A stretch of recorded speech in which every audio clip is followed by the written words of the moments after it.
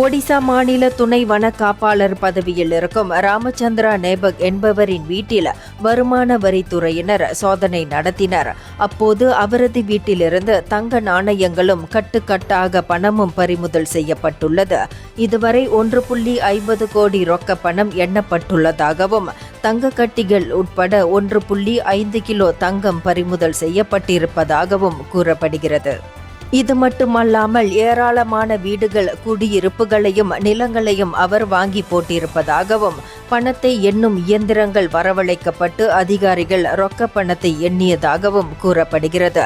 தங்கம் 1.5 கிலோவும், வெள்ளி 4.63 கிலோவும், 4 தங்க கட்டிகளும் 16 தங்க நாணயங்களும் கைப்பற்றப்பட்டிருப்பதாகவும், ஏராளமான சொத்து ஆவணங்களும் பறிமுதல் செய்யப்பட்டிருப்பதாகவும் தகவல்கள் வெளியாகியுள்ளன.